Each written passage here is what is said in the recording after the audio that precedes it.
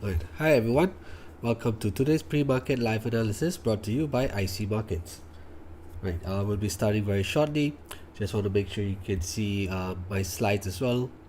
The first page will be showing IC Markets webinar pre-market live analysis, and I just want to make sure you guys can hear me loud and clear as well.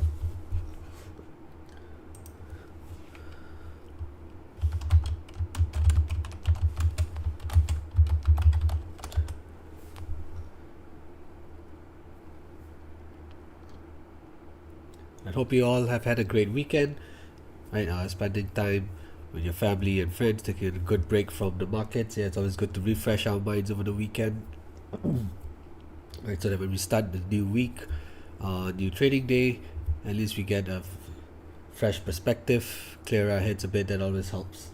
All right, I think we're good to go. All right, okay, as usual, we'll go through the disclaimer before we start. But once again, welcome to today's pre-market live analysis brought to you by IC Markets Global.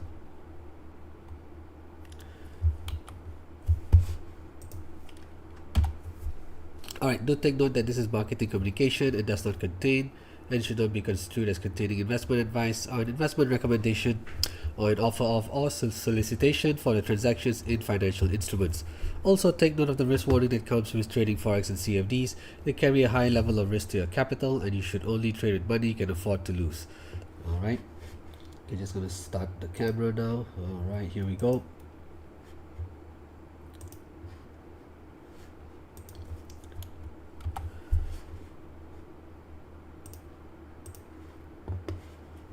Alright, so just as usual, we'll quickly take a look at the key news events coming up. For this week, actually, we've got a huge lineup of key economic events coming up this week, right? It's going to be actually a blockbuster weekend, a week with regards to news events and news releases. Then we'll do the analysis on the majors and, of course, the custom requests as well. So do drop your custom requests early so we have time to go through the analysis together. Alright, so my name is Ketan Rameshchandra. I'm an analyst here at Everest Fortune Group. So this webinar series is brought to you in a special partnership between IC Markets Global and Everest Fortune Group, where we have been the finalists for Best FX and Equity Research for the following years, 2019, 2020 and 2021. Alright, I just want to let you know that live chat's up and running as well, so I'll be monitoring the live chat. So do drop your custom requests or any questions that you may have during this webinar in this chat box. All right.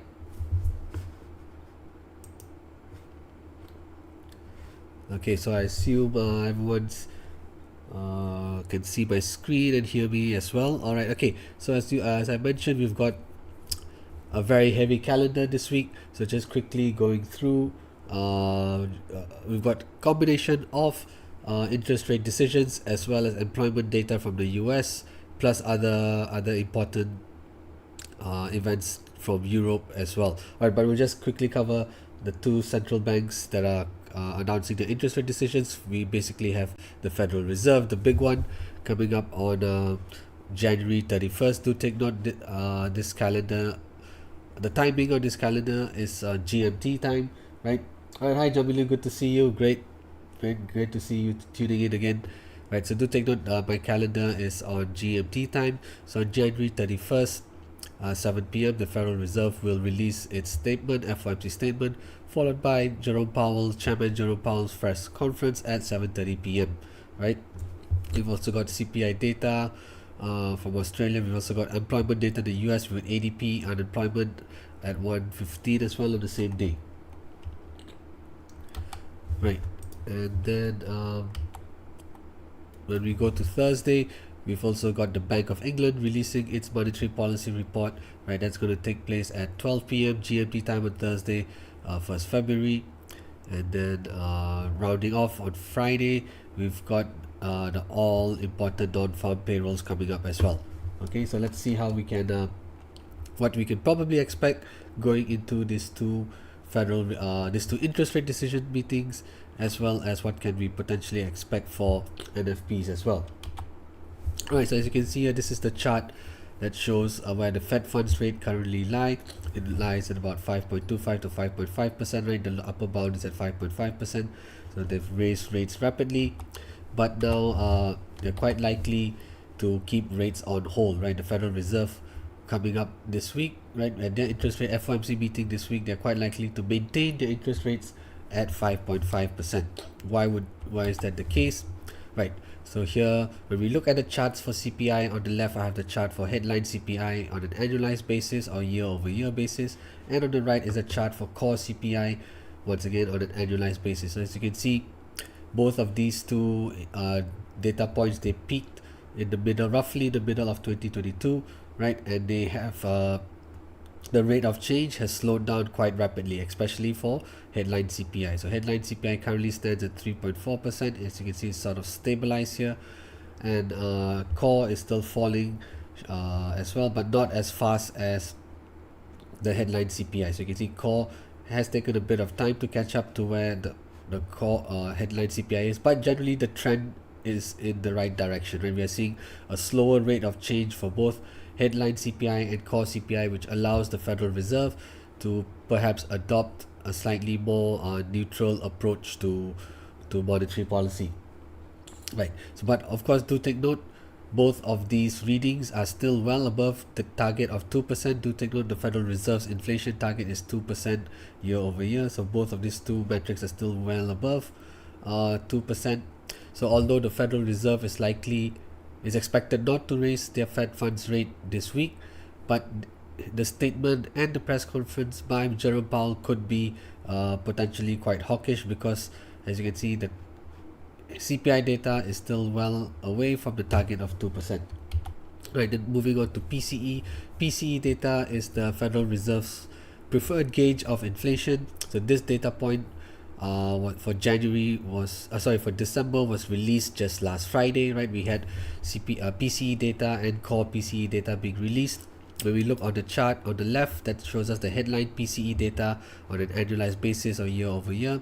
So it's dropped quite sharply since over the last 12 months, and it's sort of stabilized at 2.6% for the headline, right? So you can see this reading here is getting quite close to the target of 2%, whereas the core as well has been core PCE has also been trending lower, so that's also a positive sign when it comes to inflation. And you can see the rate of inflation is slowing down, but with the latest reading at 2.9%. So both the PCE and core PCE are trending lower, which tells us that the rate of inflation is slowing down.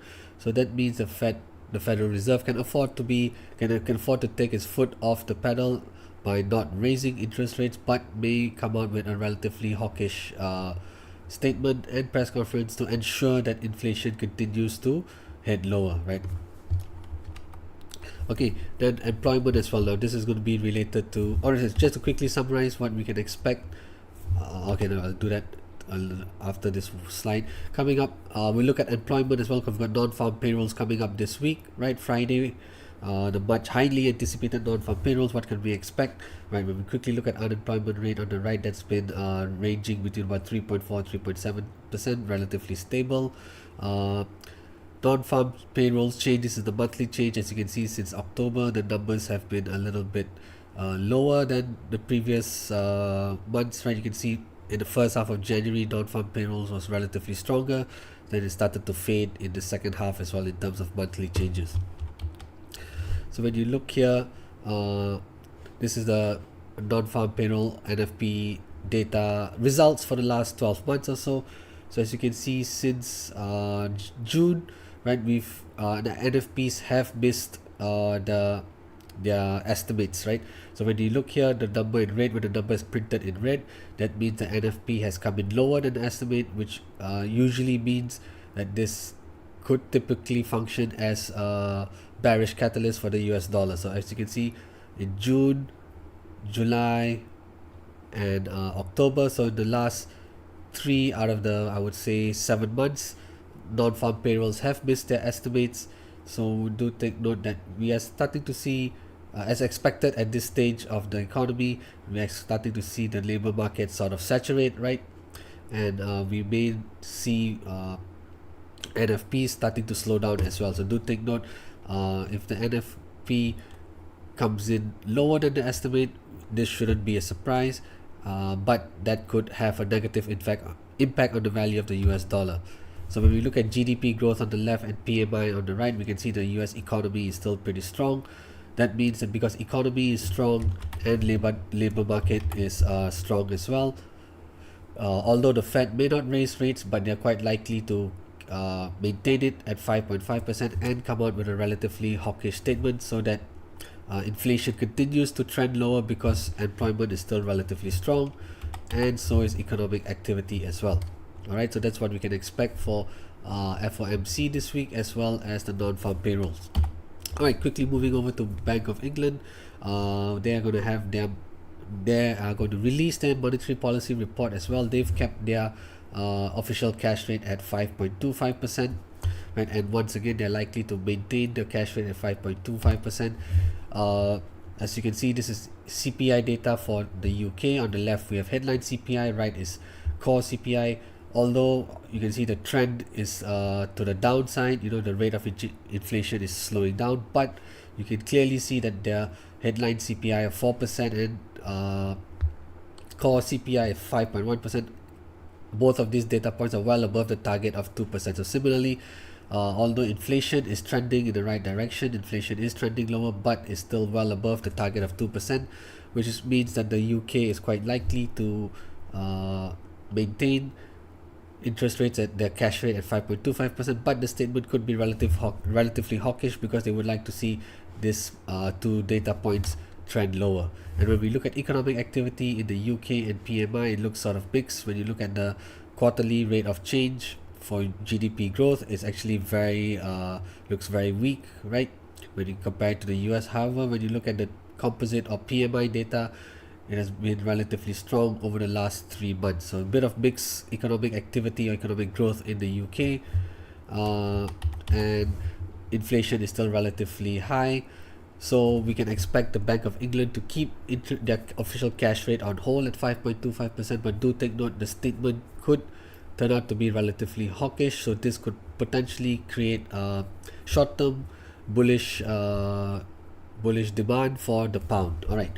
Now with that, let's dive into the charts on TradingView, right? Right. Of course, we'll start off with the dollar index, right? So I'm on the daily time frame for the dollar index, and if you have any questions along the way, please do not hesitate to drop your questions in the live chat box, as well as dropping your custom requests as well. So as we'll start off with the majors. Of course, we'll start off with the dollar index, cover one or two of the majors, then go on to commodities, look at gold and oil. And then after that, come back to maybe the majors again, and crosses and indices, and any other custom requests that you may have. All right, great. Let's start with that. Okay, so as you can see, since the beginning of the year, the dollar has been in a relatively strong bullish trend, right? The dollar index bottomed in December, right? 28th of December at about 100.70, right? And since then, it's actually made a pretty strong rebound. Right, so right, how did we identify the current resistance and support levels, right? Okay, so as you can see, recently for most parts of last week, price has failed to break above 103.65, right? This level here, right? Price has failed to break above 103.65, so this tells us that this is also a potential resistance area.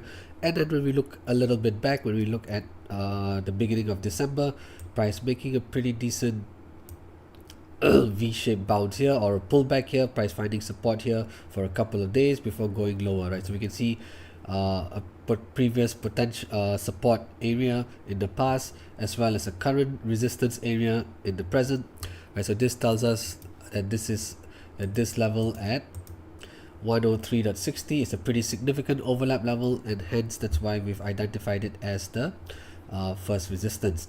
Second resistance, of course, once again, when we look here, there's also another significant overlap level. First of all, we can clearly see this is a significant swing high that occurred on 1st of January 2023, right? Price failed to break above 104.74, and then as price came rising strongly towards this level once again in September of 2023, it ran into sort of resistance here again. So you can see that this was acting as like a pullback resistance level here. But of course, price broke above it, but when it was falling down, we can quite clearly see here on 6th of November, price making a strong swing low here as well, right? Price finding support just above the level of 104.74, which then tells us, right, that this is indeed a pretty significant level, which we can now use to identify the second resistance.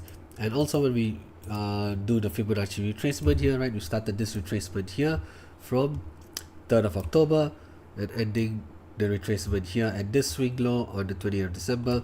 When we look at the 61.8% Fibonacci retracement, we see that this retracement level aligns very well with our predetermined overlap level at 104.75, right? So that tells us that the 61.8% Fibonacci retracement is acting as an additional as a supporting factor to the significance of this overlap resistance here at 104.74. Alright, hi XD, good to see you as well. Alright, welcome. Great to see all of you tuned in today. Alright, so that's what we have on the resistance side, right? So do take note, 103.60 is indeed a pretty strong resistance level here.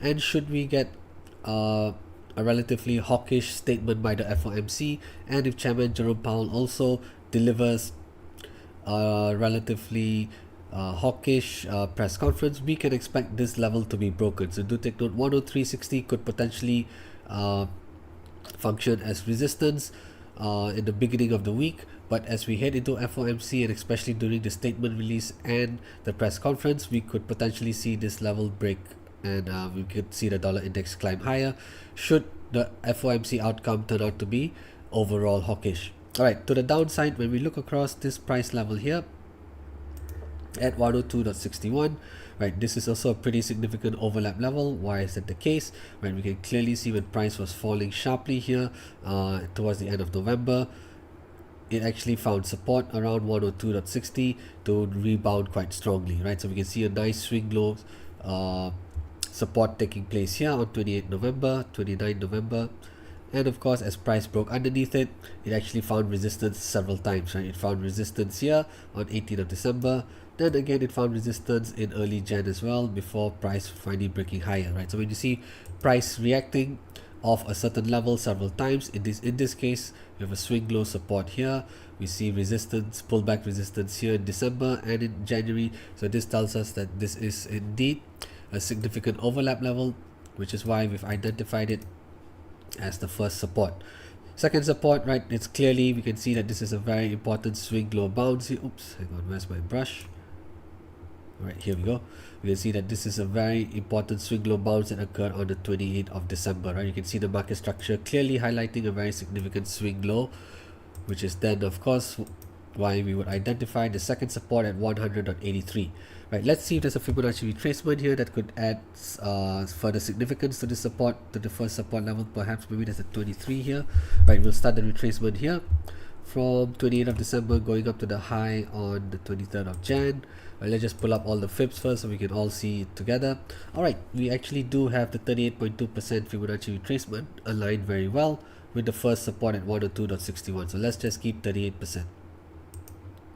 Right, so now not only do we have an overlap level at 102.66, we also have the presence of a 38.2% Fibonacci retracement, adding to the significance of this level. Alright. Hi Ryan, yes of course we'll cover pound as well, definitely, since we have the FOMC meeting coming up this week as well as the Bank of England, right? Of course we'll cover the pound as well for sure, right? So that once I do the DXY, let's move on over into the pound, then we'll look at the euro, then perhaps we can then touch the commodities as well, look at gold, WTI oil, and any other requests that you may have along the way. Alright, okay, great, for sure.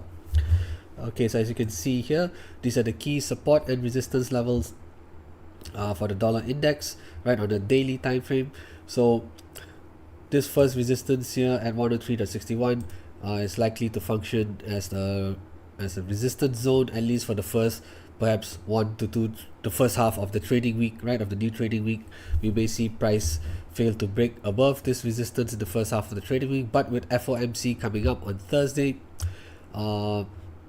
31st January, Wednesday, sorry, if you're on GMT time, that's on 31st January, Wednesday, we have FOMC coming up. So if we see a hawkish statement, and we also see Chairman Jerome Powell delivering a very hawkish press conference as well, we are likely to see the dollar index break above this overlap resistance here. All right, so do take note, and also do take note that the dollar has been in a very strong uptrend since the beginning of the year, right? It's gone from 100.70 all the way to 103.60, gaining about 300 pips so far over the last 3 trading weeks, right? So do take note, the dollar index is in a strong bullish uptrend, and but is currently trading at resistance, so you could trade under this level for the first half of the week, and then come FOMC, that's where we're going to see a lot of action take place as well, right? There's a potential catalyst for dollar index to break above this first resistance during the FOMC. All right, okay, let's go over to the pound, right? Because we have the Bank of England as well on 1st of February, right? 1st of February, Thursday, the Bank of England is likely to keep its official cash rate on hold as 5.25%. So similarly, if we see a statement there's no press conference during for the Bank of England on that day itself, there's just going to be the statement release and the report release of the monetary policy statement and the report. So if we see a relatively neutral statement by the Bank of England, that means the pound or pound dollar could weaken and fall. However, if we do see a relatively hawkish statement again by the Bank of England, then that could potentially function as a short-term bullish catalyst for the pound, right? So because we are seeing the dollar index rise very strongly in 2024, naturally currency pairs such as the euro, right, we can see here as well, have fallen very sharply. But as you can see when looking at the pound has actually been quite resilient, right? When you look at currency pairs such as the euro, the Aussie, right, and the Kiwi, since the beginning of the year, you can see they've all trended lower, right? They've all entered a very strong downturn. But when you look at the pound, it's actually been pretty resilient, right? The pound has actually held up very well in 2024 when compared to the other major currency pairs, right? As you can see, the pound has ranged roughly between 1.2610 and about 1.28, right? So previously this line here, right, this line here previously was ascending trend line. We had this in green. Why was this a strong trend line, right? You can see price bouncing off this level here in 9th of November, then price finding support quite close again, didn't actually touch the trend line here back in December, but it came quite close, and then bouncing off the trend line on the 3rd of January before finally breaking under this level last week. So this was previously functioning as a strong ascending trend line, so we had this in green, but now with price breaking underneath it, this level here is potentially functioning as a resistance as well, right? You can see last week price trying to climb above this previous descending trend line, right? But now it is actually acting as a resistance as well. So do take note, the pound has actually shown quite strong resilience versus the US dollar in 2024 so far when we compare it to the euro and Aussie and Kiwi. So as you can see, it's actually been ranging between 1.2610 and 1.2800. So basically this tells us that we're seeing very strong sideways trading. There's a sort of a neutral momentum for the pound, right? Since over the last 3 weeks. So for this type of trade, when you see this trade range activity, right, you are likely to play the range. So that means when price comes up close to the resistance level at about 1.2780 to 1.28, that's where you should be looking for potential reversals. Similarly, when price drops towards the support zone of 1.2640 to about 1.2610, again you're looking for a potential bullish reversal around this zone. So we can clearly see the pound has been trading sideways since the beginning of the year. So we should be looking for potential reversals at the support, bullish reversals at the support, and bearish reversals at the resistance. All right, hi Ro. All right, Euro Yen. Yeah, we'll cover Euro Yen after this as well. All right, great. Right, okay, so do take note, if I think we can expect sideways trading to continue for the pound going into the Bank of England meeting, but following that on 1st February, that's where we could get a potential catalyst for price to break out of this range, right? So if we get a very hawkish statement by the Bank of England, that's going to cause the pound to rise, and potentially break above the first resistance. Similarly, if we get a very hawkish Federal Reserve, but the Bank of England turns out to be more neutral, that means that the pound is going to quite likely come under heavy selling pressure, and that's when we could see pound dollar drop towards this first support and perhaps even break underneath it. So do take note how the potential outcomes from the Federal Reserve and the Bank of England is going to drive the direction for the pound on 1st February. All right, pound yen as well. All right, okay. Maron Darren will cover pound yen after euro yen as well. Great. All right, great to see the analysis. Other requests come in. Let's work on the crosses as well. Okay, so do take note. Okay, now how did we identify the support levels here?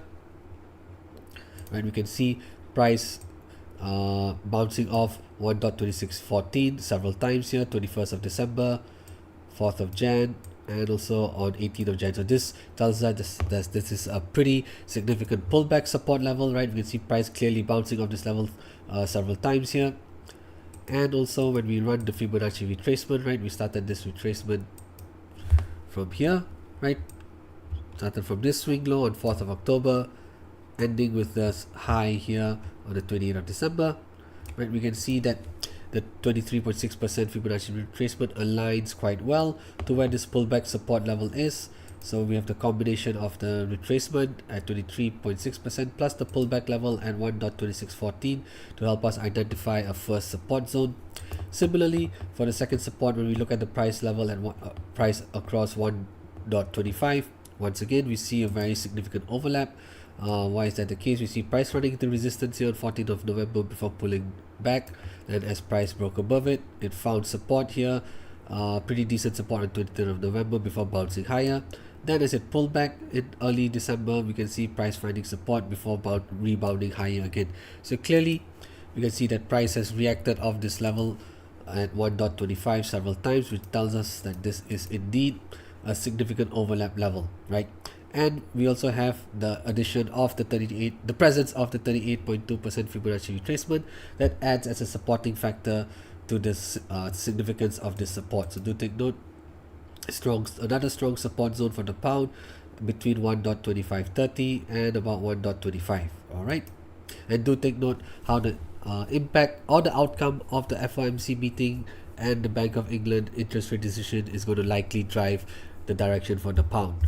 Alright, so for the first half of the week, I think we can expect the pound to range between 1.2615 and 1.2794. Right, probably sideways trading is likely to continue going until the FOMC meeting and of course until the Bank of England releases its report as well. So do take note of how this is how the pound could likely trade for this week. Now, resistance, how did we identify the resistance? Of course, when we look at this price level here at about 1.2794, 1.2798, and you can see price finding support here twice, 21st of July, 27th of July, right? Price finding decent pullback support here, but when price broke underneath it, it failed to break above it on 7th of August, 11th August, 18th August as well as 22nd August, right? So when you see price then fail to break above this level, we can clearly now see that this has created a very significant overlap level that has been functioning as resistance in 2024 as well, right? So you can see in mid-December price coming very high up to this level but getting rejected on 14th December.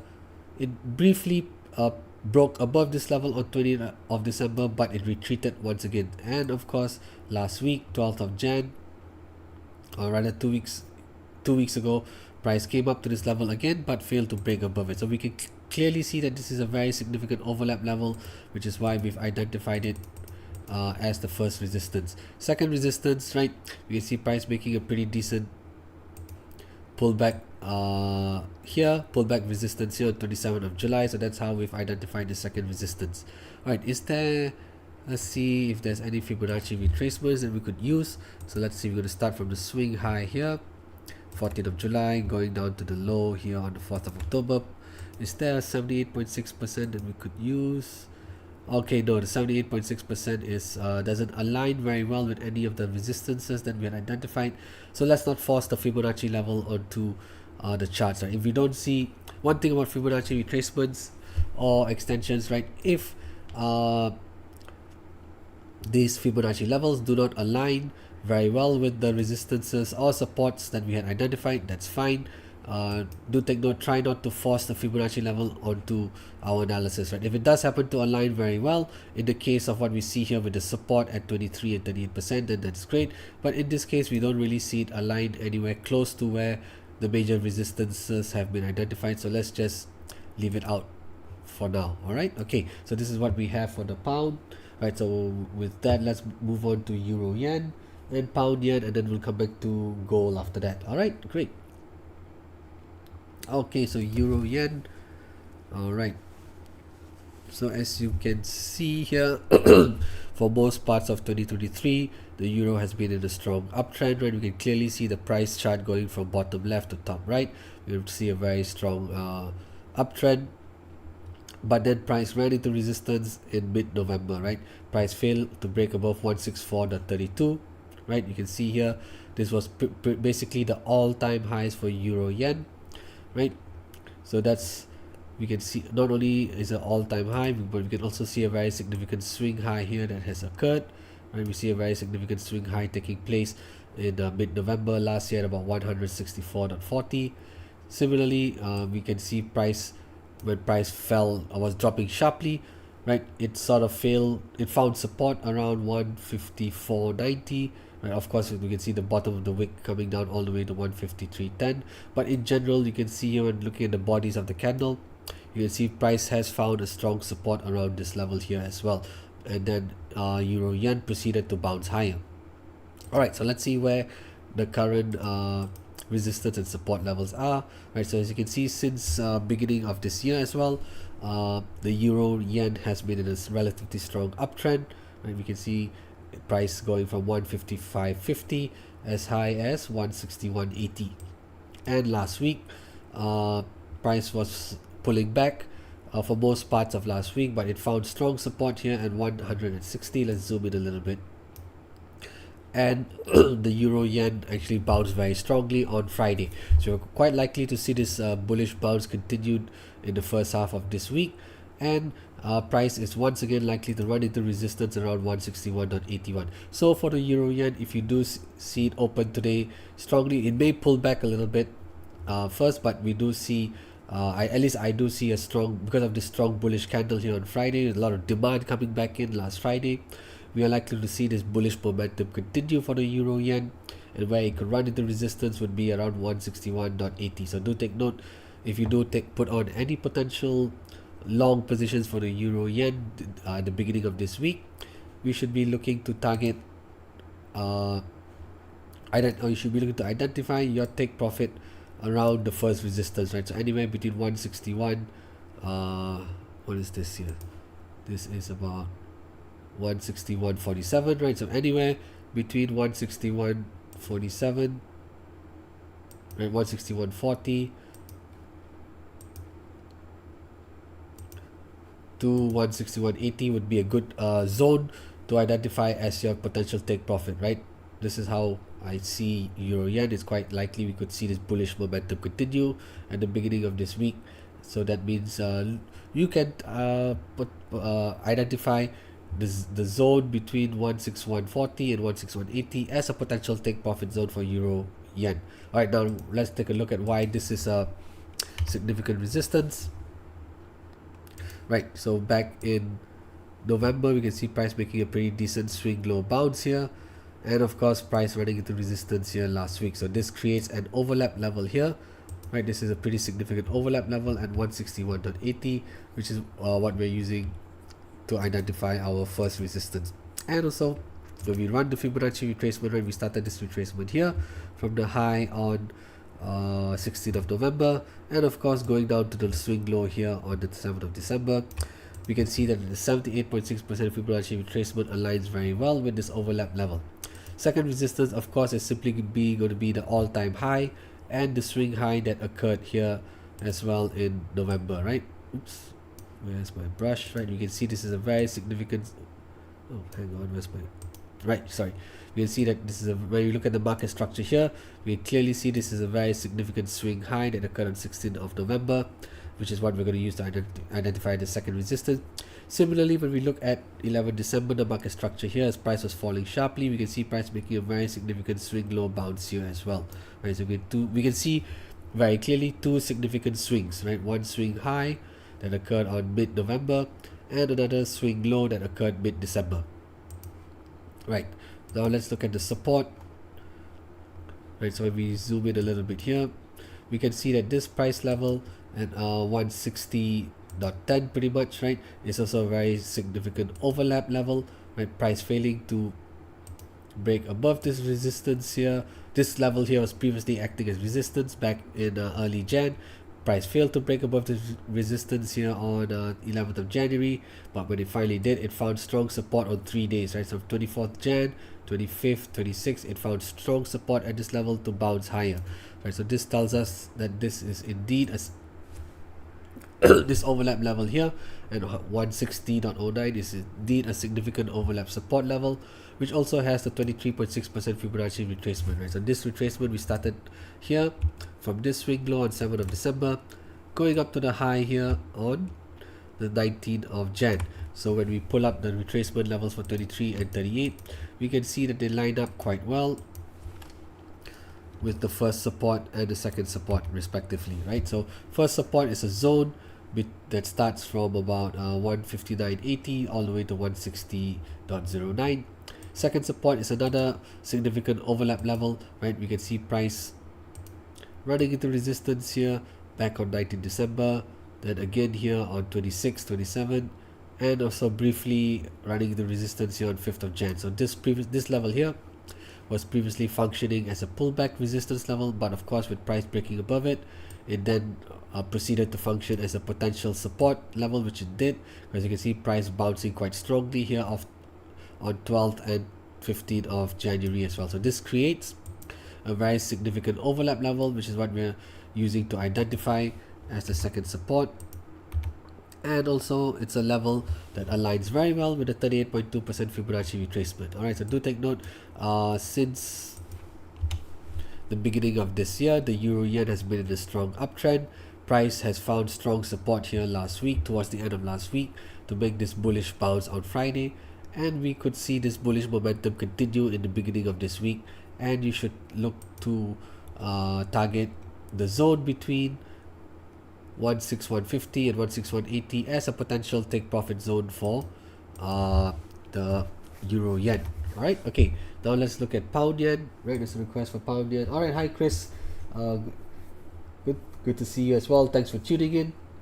Alright, okay, for those who may be just joining us, do take note, we are just going through the analysis for the major currency pairs, crosses and commodities, and if you have any questions or requests, do not hesitate to drop them in the live chat box, right? I'll be more than happy to go through the analysis for any custom requests that you may have, as well as to answer any potential questions for this week that as well. Alright, okay, so let's look at Pound Yen as well. Of course, with the Bank of England coming up on Thursday, 1st of February, of course this currency pair is likely to be to experience higher volatility than usual on Thursday, right? So similarly to the Euro Yen, the pound has found strong support at the beginning of January, right? We can see when we look at the market structure here from 24th of Jan till present, price making a very significant swing low bounce here, right? And also in the past, price made a pretty significant swing high resistance here on 24th of November as well. So you can see a strong swing high resistance here towards the end of last year, and from the beginning of this year, we can see price finding strong support around this zone of 179, right? So we can see two significant swings, one swing high that occurred on 24th of November and another significant swing low that occurred on 2nd of Jan. So you can see the market structure here is clearly to the upside for the Pound Yen in 2024, which tells us that the pound is in a strong bullish uptrend, right? But it has found resistance at 188.48, right? As I mentioned, this was previously a significant swing high resistance back in November, and price has once again run into resistance around this zone. Of course, we do see the candles, the wicks sticking above this level, but generally you can see that this level here between 180 around 188.50 has indeed functioned as a strong resistance for price back in the end of November and last week as well, right? So if we do see a relatively hawkish statement being released by the Bank of England, that could then be a potential bullish catalyst for the pound yen to break above this first resistance here. So do take note how the combination of a bullish statement by the Bank of England could potentially function as a strong catalyst that is required for price to break above this first resistance, right? Okay. Second resistance here, do take note pound yen is also trading around its all-time highs again. If you zoom out on the chart, whether you go to the weekly or monthly chart, okay, it's not all-time high, but sorry, apologies for that, it's not the all-time high, but it's been trading at 7-year highs, right? Pretty much 8-year highs, right? The previous high that came in prior to that was on July 15. It's coming quite close to that, but when we look at where the next resistance level would be for the pound yen, yes, this should price break above the second resistance here, which has been identified by the Fibonacci extension. We'll go into details on how we found that. The next resistance for the pound could potentially, is very likely going to come in around here, right, around this level at 194.65. So do take note when we look at the chart on monthly time frame, we can also see price making a very significant swing here as well, swing high over here in 2015, right? Price making a very significant swing high here, which then tells us that this level here could potentially be a major resistance should price break above first and second resistance as well. Okay, so let's go back over to the daily time frame and look at the pound yen here, right? As you can see here, the previous swing high that occurred at 194.65 is well above where price is currently trading. So because of that, we're going to use this Fibonacci extension to help us identify the second resistance. Now, how did we find this extension level? Well, the extension levels are found by using the Fibonacci retracement. So the retracement tool here, we started from this swing high here on 24th of November, and we ended with the low here. Technically the low should be here, the absolute low is here, right, on 14th of December. So the key extension levels are at 127 and 161. So let's just pull both of them up. So you can see here, the second, we're using the Fibonacci extension at 127% to help us identify the second resistance. And if we look at where the 161 lies, it also lies very well with the previously swing high that we saw that occurred in 2015. So we can see that this next resistance zone here is indeed going to be a pretty significant one. Oops.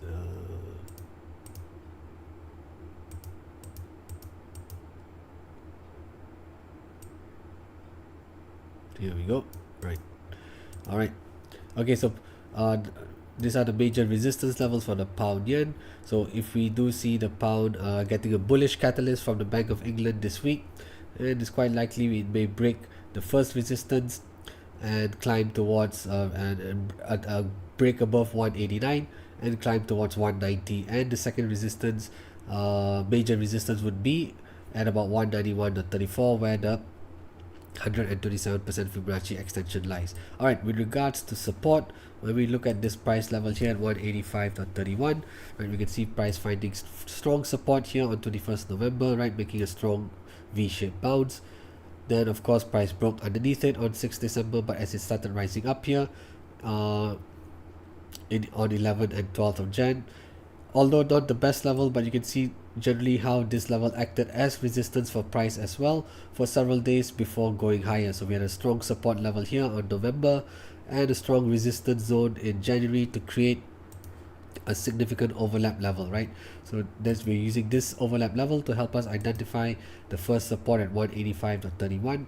And also when we use the Fibonacci retracement, right, we started this retracement here from 2nd of Jan going up to the high on 22nd of January here, or 19th of Jan, sorry, right? We can see that the 38.2% Fibonacci retracement aligns very well with the first support. We can also see the 78.6% lined up quite close to where the second support is. How did we identify the second support? Our market structure here is a little bit messy. It's not the best ideal market structure, but I'll try and explain why this is a pretty significant level here. Right, we can see price finding decent support here on 27 October before bouncing higher. Then as it fell down sharply, it found decent support again on 11 December. Of course, the wicks have extended all the way down, but you can generally see where the bodies of the candle lies. And with across the price level here, you can see that this creates a pretty decent overlap here as well. So when price failed to break above 181 here on 15 December, then again failed to break above this level here on 27 December as well. So we have a relatively decent overlap here, plus strong rebounds here that occur on 30th October and on the 8th of December. So that is why we are using the level at 181.35 to help us identify the second support. It is a pretty significant overlap support that also aligns very well with the 78.6% Fibonacci retracement. Alright, okay, hi XD. Okay, we'll cover Aussie as well. Alright, since we're on currencies, let's just move on over to the Aussie, and then I'll cover gold and oil and any other requests that you may have. Alright, great to see the requests coming in. Alright, so just a quick recap on the dollar index. As I mentioned at the beginning, we've seen the dollar index in a strong bullish trend since the beginning of this year. So that means we are likely to see currency pairs like the Aussie and Kiwi in a strong downturn as well, which is what we are currently seeing, right? So the bias for the Aussie is still to the downside here, right? Although it has found support, very strong support here of 65.30 back on 17-18 of January, and price has sort of failed to break above 66.20. So it's sort of consolidating here, right? But which is a price action that is quite similar to what we see over here as well, right? When we when we look at the price action on the market structure here, back in January, right, from 4th Jan all the way to 15th Jan, right? Prior to that, price was falling very sharply, but then from 4th Jan to 15th Jan, it had found decent support at about 66.75 before finally breaking lower. So similarly here, we do see price finding support once again at around 65.75, right? Roughly around here.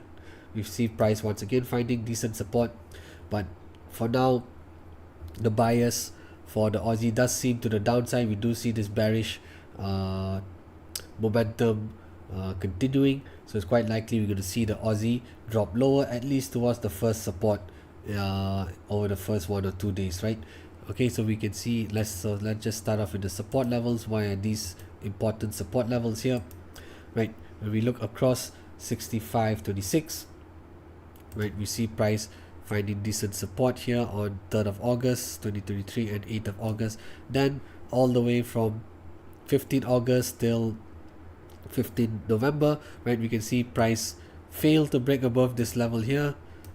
We can see the top of the wicks coming quite close to this level, but failing to break above it, right? So this creates a significant overlap resistance level in the past, and of course when price breaks above it, this overlap resistance could now potentially function as an overlap support, which is actually what has happened. And we can see price bouncing off this level here, 22nd November, then bouncing on this level again, 6th December, 12th December, and then once again very recently 16 Jan, 17 Jan, 18 Jan, right, to go higher. So you can clearly see that this price level here at 65.26 is indeed a very significant overlap level that also aligns that also has a Fibonacci retracement, right? So we do see a 61.8 Fibonacci retracement aligned quite close to this overlap as well to help us identify a major support zone, right? So this resistance retracement was found by starting the Fibonacci retracement from here, 10th of November, going up to this high here on the 28th of December. right? You can see the trend line capturing the market structure quite well, and we can see the 61.8% Fibonacci retracement aligned quite close to the first support, as well as the 78.6% Fibonacci retracement aligning quite well to this pullback support level here, right? The second support has been identified at 64.67, which is this decent pullback support level here that occurred on the 16th of November, right? So do take note, we could see the Aussie continuing to slide lower, but also bear in mind that the first support zone of 65.20 to 65.40 is indeed a very significant support zone for the Aussie, right? So if we do see the Aussie drop lower, right, in the beginning of the week, and let's just say we have taken a short position on the Aussie, where we should be looking to target or identify the take profit zone would be around 65.40 to 65.25, right? Do take note of that. All right, to the upside, when we look at price here, right, we can see price running into resistance at this level of 66.75 on 29th of November, 1st December as well. So this creates a pullback resistance level. Then of course price broke above it, but as price came crashing down back in early Jan, we can see that this level offered pretty decent support, right, on 5th of Jan, right, 9th of Jan, all the way till 12th of Jan. This level did offer pretty decent support to create this overlap level here. But of course price then broke underneath it, so this overlap level could now function as a potential resistance. So that's how we've identified the first resistance as 66.75. Second resistance, right, we don't see any other market structure here to help us, any other major resistance level, but what we do see is this significant swing high that occurred on 28th of December. So of course, naturally, we're going to use this swing high as the second resistance, which is at 68.46. Right, we can also see this 61.8% Fibonacci level here. This is actually a projection level, right? A projection level uses 3 points. So we started this projection here from point 1, right? Point 1 started on 10th of November. Point 2 is the swing high here on 28th of December, and point 3 ended here on 17th Jan. So we can see that the Fibonacci projection at 61.8% also aligns very well with the second resistance here. So the Fibonacci projection is helping us to identify potential resistance zone should price continue to rise higher here. Alright, so do take note, these are the key support and resistance levels for the Aussie. Hey Chris, okay Chris, I think you have missed the dollar index. Alright, but I'll tell you what, I'll just quickly cover it because that's the most important as well, because I mean, once we know how the dollar index is trading, we can roughly understand how it's going to impact the rest of the currency pairs. Alright, okay, XD has a question. I'm looking for long Aussie and New Zealand on the first support. Is that a good idea? Alright, yes, because we do see a very strong support level, right? You can see that similarly for the Kiwi as well, around 60 price has offered strong support. What I would say is, if price drops towards 65.26 and 65.24, do wait for price to react a little bit off the level. Oops, I wanted my brush. Hang on. Should price continue to fall, right, do wait for price to react at least off the price support zone, and then it would be a good idea to, or a good opportunity to enter a potential long position here, right? So do take note that this support level here could help us identify a potential long entry as well. But of course, wait for price to at least reverse from this zone to go higher, to at least get some sort of confirmation that this price has indeed bounced off this level, right? So do take note, yes, this first support can be used to help you identify a potential long entry for a potential bounce for the Aussie as well. Alright, okay, was there anything else? Alright, let's just cover dollar index. I think Chris may have missed the beginning part of it, but no worries, let's just cover that, because of course we have the FOMC meeting coming up this week, so it'll probably be good to round up today's webinar by looking through the dollar index once more. Alright, welcome XD. Alright, okay, so we've got the FOMC meeting coming up 31st of January, Wednesday. So if we get okay, first of all, the Federal Reserve is quite likely or they're expected to keep their Fed funds rate on hold at 5.25 to 5.5%, right? I think that's quite market consensus has determined that that's going to be the outcome with regards to where the Fed funds rate is going to settle at. But what is going to be important is the tone of the statement, the FOMC statement, as well as the tone of Chairman Jerome Powell during the press conference, right? If he comes out with a very uber hawkish statements and press conference, that's very likely to, of course, create strong demand for the US dollar. So that's when, in a potential scenario like that, we could potentially see the dollar index break above the first resistance at 103.60, right? When we zoom out a little bit here, you can see price finding strong support here back in early December before breaking lower. Then, of course, now in mid-Jan, you see price fail to break above this level here at 103.60. So this tells us that this is a pretty significant overlap level, which is going to function as our resistance, right? This is how we've identified the first resistance. Second resistance here for the dollar index, we can see price making a significant swing high here back on 31st of May, and then finding decent resistance and support here on 14th of September. And we can argue here as well, it did find support above this level once more, right? So this creates a pretty significant overlap level at 104.75, which is what we're using to identify the second resistance. And also when we use the Fibonacci retracement, right, we started this retracement here from 3rd of October and ending with the swing low here on 20th of December. We can see that the 61.8% Fibonacci retracement also aligns very well with our second resistance, right? So this adds to the significance of this overlap here at 104.74. To the support side, right? To the support side, we see another strong overlap level here at 102.66. Right, we can see price making a very significant swing bounce here on 28th of November. Then when price broke underneath it, it failed to break above this level here 19th December, and over here as well, roughly from 3rd of Jan till 12th of Jan, price failing to break above this level convincingly, right? It did peak above this level here as evident in the wick, but generally you can see this level here offered pretty strong resistance. So the combination of this swing low support and this pullback resistance is now potentially going to function as a major support level for price. So that's how we've identified the first support at 102.66.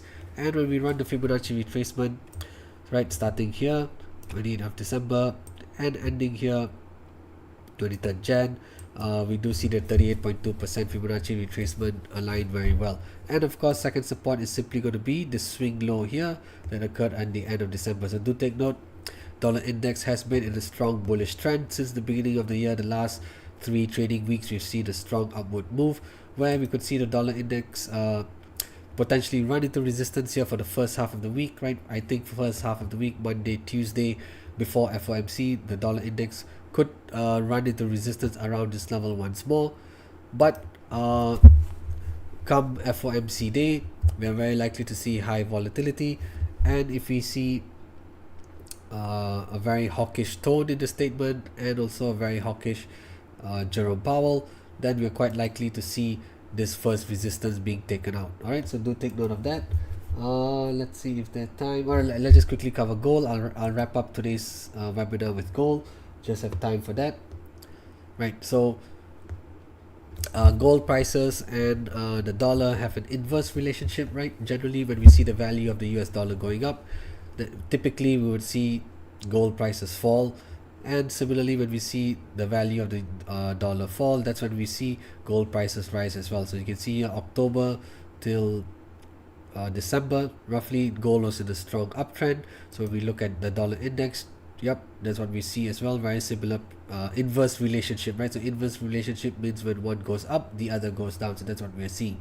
And because we see dollar on a relatively strong uptrend in 2024, we have seen gold prices drop lower as well, slight lower as well, right? Okay, so with regards to resistances, we do see a pretty decent pullback resistance level here at 2054, right? You can see price failing to break above this level here on 12th of January, it's also a level that aligns quite well with the 61.8% Fibonacci retracement, right? We started this retracement here 20th of December and ending with the at the low here on 17 Jan. We can see the 61.8% Fibonacci retracement aligns very well with this pullback resistance level here. Second resistance here, when we zoom out, right, at 2075 is a very I would say it's like a sort of like a multi-swing high resistance here, right? We can see price running into resistance here on 6th of August 2020, running into resistance once more on 9th of March 2022, and then coming quite close to this level again on 5th of May 2023. But of course this level was taken out here on 4th of December, but you can also see that since then it's also failed to break above this level quite convincingly. So right, so the second resistance is more of a zone between 2075 to 2090, right? It's a strong resistance zone for the second resistance here. First resistance is the first pullback level at 2054. All right, in terms of support, we see price finding decent support here on 17th of Jan at 2006. So it's not the best level here, so I don't have very high conviction for this support level, so that's why I'm identifying this pullback as an intermediate support rather than an outright first support, right? So do take note, 2006 could offer decent support once more for price, but it's not the strongest support level, so hence I've identified it as an intermediate support. Where I do see strong support is at 1975, right? We can see price making a very significant swing low bounce here, right, as price fell sharply from about 2075 all the way down to 1975. Price found support here to rebound very strongly, right? So this tells us that this is a very strong support level here, as evident in the swing low. So that's why we're identifying 1975 as the first support. Second support here is also another significant swing low bounce, right? You can see when price fell sharply from 2005 all the way down to 1940 in mid-November, it rebounded to bounce very strongly, right? This tells us a very strong support area once more. So hence we are using 1938 as a second support level. And when we run the Fibonacci retracement, right, we started this retracement here from this low of 6th of October, and obviously naturally going up to the high here on 4th of December. We can see that the 50% and 61% Fibonacci retracement levels align very well with the respective swing lows, right? So this is what we have for for gold, and with dollar index looking relatively strong, right? The bias for gold is to the downside. We are likely to see gold prices slide lower, right? And of course, if we do see a very hawkish FOMC statement, or we have a very overall hawkish outcome during the FOMC meeting, we are likely to see gold drop lower, right, and potentially slide all the way down towards 1975. All right, okay, we've come towards the end of today's webinar, right? Thanks everyone for tuning in, right? Hope this has been a great session. Do look out for the rest of the webinars by IC Markets for today as well. There'll be another live market session, live market analysis today at, I believe, at around 9:30 AM GMT time. 9:30 AM GMT time. Do take keep an eye out for that, and we'll just quickly go back to the slides and just to take note of the key events coming up this week. All right, so this is the calendar for Forex Factory. We've got two major central bank decisions coming up this week. We've got FOMC and Bank of England. We've also got employment data from the US, so you've got ADP data coming up at 1:15 PM GMT time on January 31st. We've also got a bunch of other data as well, Australian CPI data. We've also got US JOLTS job openings as well on 30th of Jan.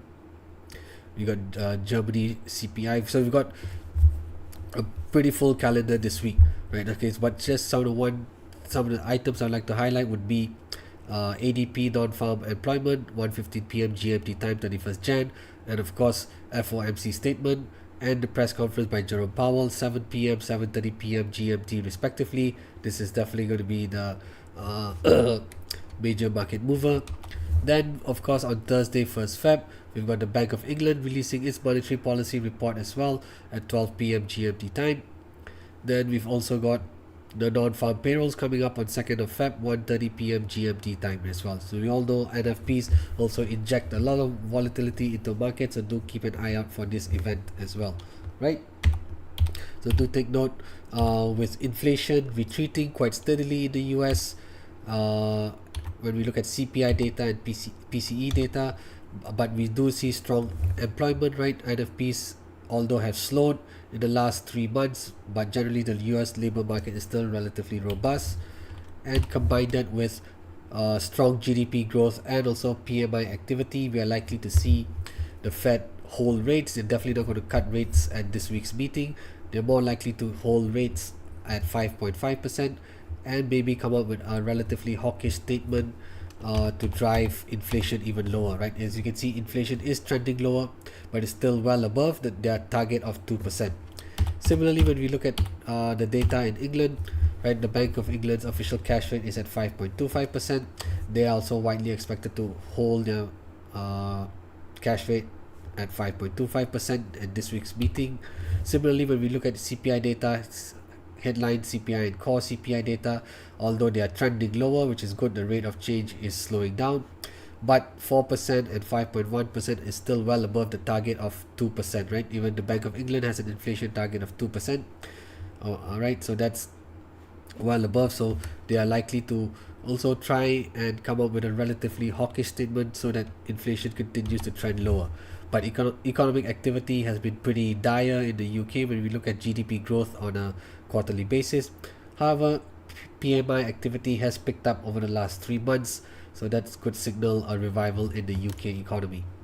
Alright, okay, just to round up, we'll end up with the ending disclaimer. Once again, do take note of the risk warning that comes with trading forex and CFDs. They carry a high level of risk to your capital, and you should only trade with money you can afford to lose. Alright, thanks everyone for tuning in this week, for today's session. Do keep an eye out for all upcoming webinars by IC Markets this week, being a combination of live analysis and education as well. Alright, take care everyone, have a great trading week, and I'll see you at some point for the rest of the week as well with other upcoming webinars. Alright, thanks everyone, and have a great trading week. I wish you all the best. Alright, thanks XD, thanks Chris, thanks Jumali, thanks Ren for tuning in, thanks Marondera as well. Great to see the request come in as well for today's session. Alright, take care and have a great trading week, guys.